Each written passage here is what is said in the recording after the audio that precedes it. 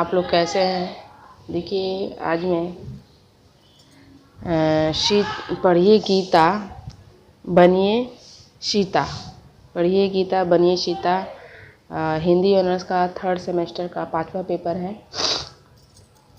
जो टाइटल दिया गया है पढ़िए गीता बनिए सीता, इस प्रकार का जो यहाँ पर चित्र आप लोग देख रहे हैं, ऐसी ही स्त्री होनी चाहिए।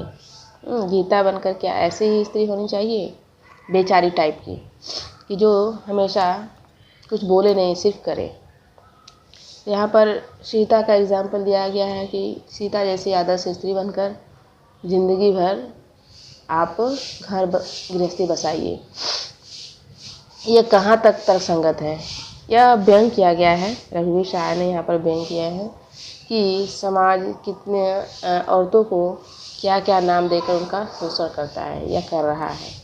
सो औरतें उनके जाल में न फंसें, उनको जो करना है, जो आगे बढ़ना है वो बढ़ते रहें। और पुरुषवादी जो सोच है, पुरुष प्रधान जो देश है, इनकी ऐसी ही सोच है कि इनको बहला फुसला कर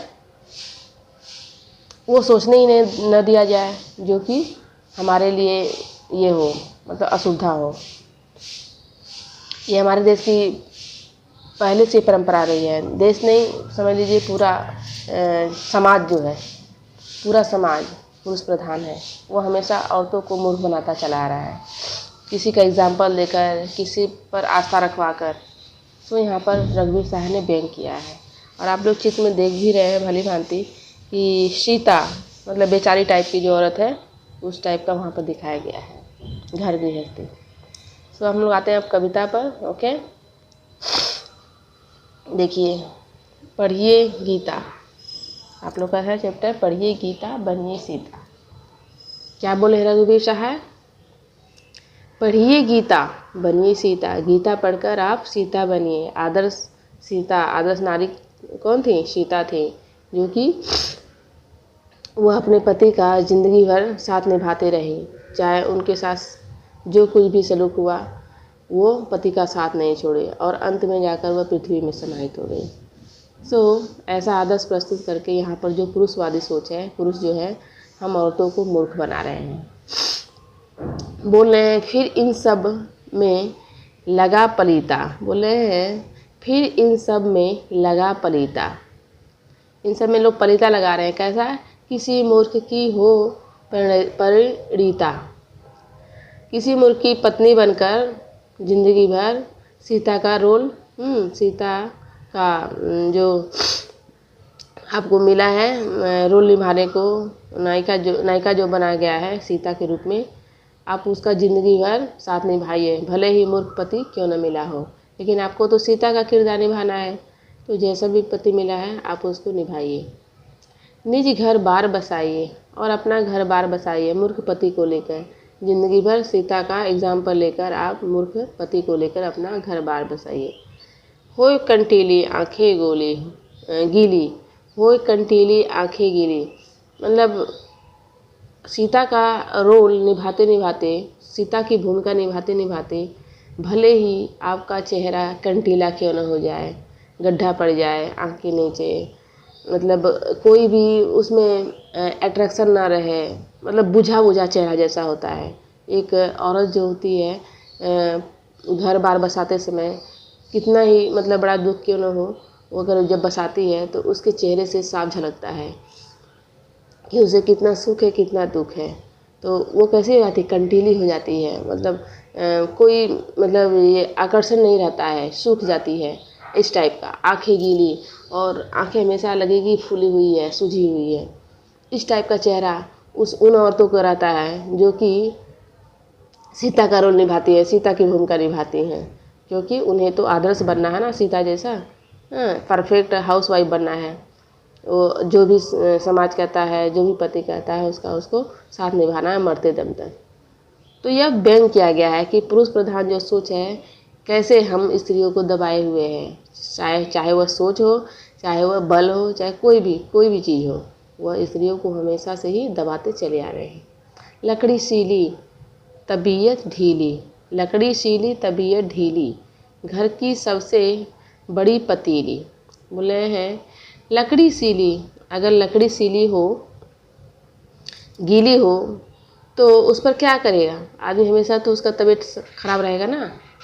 अगर तुम्हें वैसा पति मिल गया हो, वैसा घर बार मिल गया हो, तो कब तक तुम्हारी तबीयत अच्छी रहेगी, तुम्हारी तबीयत ढीली ही रहेगी। घर की सबसे बड़ी पतीली, और आपको क्या पड़ेगा, आपकी तबीयत कितनी भी खराब क्यों ना हो, लेकिन आपको तो काम करना ही पड़ेगा। घर की जो सबसे बड़ी पतीली होती है उसमें भरकर भात पसाइए, उसमें भात धरकर, चावल धरकर उसमें क्या हो, पसाइए। मतलब आपका ये जो काम है, ये सब काम करके आप आदर्श सीता का भूमिका निभा सकती हैं। हाँ, तो जिसको निभाना है वो निभाते हैं, जिसको नहीं निभाना है नहीं निभाते हैं। अभी आजकल की जो स्थिति है, मुझे तो ऐसा नहीं लगता कि कोई सीता बनना चाहेगा या बन रही है। यहाँ पर कोई सीता नहीं बनता, बल्कि गीता ही बन रहा है। गीता मतलब क्या, यहाँ पर लोग मैसेज, जहाँ पर संदेश है जीवन का, तो हम स्त्रियाँ जीवन का संदेश दे रही हैं, न कि सीता बन रही हैं। हम लोग कमज़ोर नहीं बन रहे हैं। यहाँ पर रघुवीर शाह ने जब लिखा होगा तो हो सकता है उसमें सीता लोग बन रहे होंगे, लेकिन इस समय तो नहीं है। सो यहाँ पर व्यंग किया गया है कि गीता पढ़कर सीता बनिए, आदर्श स्त्री बनिए, हाँ, अच्छी स्त्री बनिए, घर बार बसाइए। आपका पति जैसा भी मिल रहा है, जैसा भी हो, मूर्ख चपाट जो भी है, उसका आप साथ निभाइए। यहाँ पर व्यंग किया गया है, रघुवीर शाह ने व्यंग किया है। ओके, हम लोग आते हैं, अब मेन हम बता रहे हैं इसका संदर्भ। आप लोग इस तरह करके देख लीजिएगा और हो सके तो लिख भी लीजिएगा। देखिए, पढ़िए गीता बनिए सीता। संदर्भ में आप क्या लिखिएगा, प्रस्तुत काव्य पंक्ति नई कविता के कवि रघुवीर शाह द्वारा पढ़िए गीता बनिए सीता नामक कविता से अवतरित है। प्रसंग, प्रस्तुत पंक्ति में कवि ने पारंपरिक जीवन पर करारा व्यंग करते हुए उसके शोषण को रेखांकित किया है। कवि व्याख्या, कवि कहते हैं, भारतीय नारियां सदियों से सती नारियों के पद पर चलते हुए नैतिकता की लक्ष्मण रेखा के मध्य अपना जीवन व्यतीत करने के लिए अभिशप्त हैं।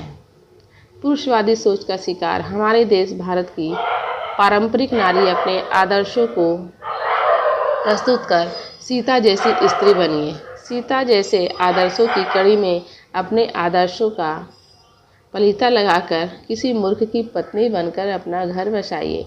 जैसे फिर ये सुंदर कटीले आँखें सदा आंसू से युक्त रहेंगे, क्योंकि सीलन युक्त लकड़ी पर बीमार होने पर भी घर की सबसे बड़ी पतीली मतलब डेगची में भरकर भात जो पका हुआ चावल रहता है पसाना पड़ेगा। यही भारतीय नारी की विडंबना है। आपकी तबीयत कितना भी खराब क्यों ना हो, लेकिन आप तो आदर्श सीता का रोल निभा रही है ना, उसकी भूमिका निभा रही है सीता की, तो आपको तो करना ही पड़ेगा। तो सीता को तो कितना ही दुख क्यों न हुआ, लेकिन उनको वो तो राम के साथ बन गई ही, चाहे अंत में उनका बुरा हाल क्यों ना हो। वैसे हमारी जो स्त्रियां हैं उनको भी लोग एग्जाम्पल देकर, सीता का एग्जाम्पल देकर तरह तरह का शोषण करते हैं। साफ बात यह है कि हमारा शोषण होता है गीता के नाम पर, अच्छे लोगों के नाम पर। सो यहाँ पर रघुवीर शाह ने यह बताना चाहा है कि हमारी जो भारत की जो खासकर स्त्रियां हैं वो थोड़ा सा अपने आप को समझें, इन आदमियों के मर्दों के चक्कर में ना पड़े, इनकी बातों में ना आए। जैसे अपने आप को विकसित करना है, अपने आप को आगे बढ़ाना है, वो आगे बढ़ाएं, और फालतू की जो चीज़ें हैं जो कि परंपरा बनती चली आ रही हैं उनको कम ही निभाएं। हाँ, नया कुछ लाएं, नया जीवन, नए समाज में कुछ नए चीज़ें लाएं। और ऐसा हो भी रहा है कि हमारा देश जो है स्त्रियों के मामले में, स्त्रियां जो हैं आगे बढ़ रही हैं, हर क्षेत्र में बढ़ रही हैं, चाहे एजुकेशन हो, चाहे फोर्स हो, चाहे कोई भी सेक्टर हो, स्त्रियां पुरुषों से पीछे नहीं हैं। सो ये कविता आज यही समाप्त होती है। इसके बाद जो न्यू कविता होगी मैं लेकर फिर आऊँगी। सो आज के लिए इतना स्टूडेंट्स, थैंक यू।